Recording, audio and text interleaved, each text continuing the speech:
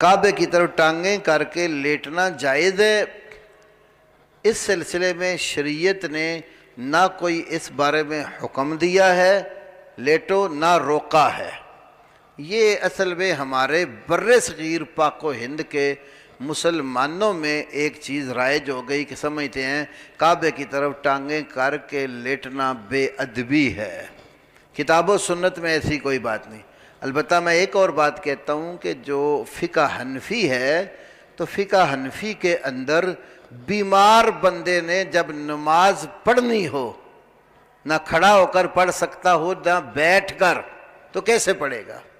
کسی بھی حنفی فقیہ سے آپ پوچھیں گے تو وہ آپ کو یہ بتائیں گے کہ بیمار کو چارپائی پر لٹاؤ، ٹانگیں اس کی قبلے کی طرف ہوں گی، سر پیچھے سے اونچا کر دو تاکہ اس کا منہ قبلے کی طرف ہی رہے، تو اس طرح لیٹ کر نماز پڑھ لے۔ تو اگر ٹانگیں قبلے کی طرف کرنا بے ادبی ہے تو یہ بے ادبی نماز میں جائز کیسے ہو گئی؟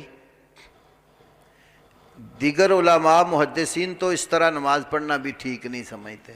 وہ کہتے ہیں کہ قرآن میں اور حدیث میں جو بات ہے وہ یہ ہے، سورۃ آل عمران کے آخر میں عقل مند لوگوں کی تعریف بیان کی، الذین یذکرون اللہ قیاما وقعودا وعلی جنوبہم۔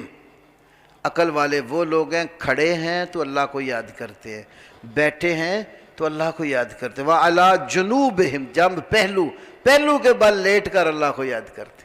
اور حدیث میں ہے بخاری میں، رسول اللہ صلی اللہ علیہ وسلم صلی قائما، کھڑے ہو کر نماز پڑھ، فَإِن لَمْ تَسْتَطِعْ فَقَاعِدًا، اگر کھڑے ہو کر پڑھنے کی طاقت نہیں تو بیٹھ جا، فَإِن لَمْ تَسْتَطِعْ فَعَلَىٰ جَنبٍ، بیٹھنے کی طاقت نہیں تو پہلو کے بل لیٹ جا۔ اب پہلو کے بل لیٹے گا تو قبلے کو رخ بھی کرنا ہے تو ٹانگیں قبلے کی طرف پھر بھی نہیں ہوں گی۔